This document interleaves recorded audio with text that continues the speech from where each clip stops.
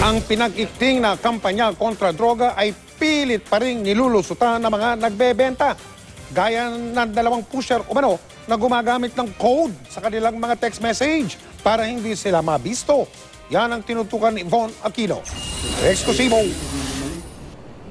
Ikinanta ng ilang mga sumuko sa Oplantokhang ang umano'y source nila ng shabu mula Pansol, Laguna na si Adrian Reyes alias Toto at dalawa pang suspect sa pagtutulak ng droga na sina Cynthia Mercedes at Jelly Delbo alias Boji. Gamit ang bagong modus ng mga suspect, umorder ng 5,000 pisong halaga ng shabu ang mga pulis kay Mercedes sa pamamagitan ng text message na may special code. Ang text ng buyer dapat may kasamang 5 @ at para makatiyak na si Mercedes na nagte-text, dapat may $4 sign ang text niya. Sinimplihan natin i-take kahit hindi niya alam yung number namin, kumagat siya dahil may code nga. At imbes na direktang palitan ng pera at droga, inutusan nila ang buyer na sa Money Remittance Center ipadala ang paunang 4,000 pisong bayad.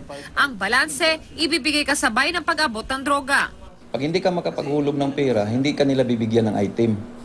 So sa part ng PNP, sa amin, medyo gamble kami kasi pag hindi kami maghulog, hindi kami makahuli. Ayon sa Los Baños Police, nahirapan daw silang huliin sa buy-bust operation ang mga suspect dahil bukod sa walang katiyakan na i-deliver sa kanila ang droga matapos nilang maipadala ang 4,000 pesos sa Money Remittance Center, inabot pa sila ng 12 oras bago makaharap ang mga suspect.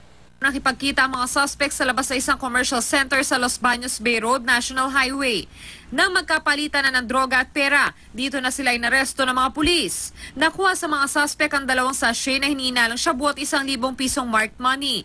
Ang ginawa ko po dun sa 3-5, iniutos ko lang po sa isang kakilala na siya po yung nakakaalam na mayroon pong nakukuhanan kung saan. Aminado ka, nagbibenta ka talaga? Hindi po, kasi nga po, yun lang po, yung kinuwento ko po, yun lang po. Ikaw daw yung source ng drugs?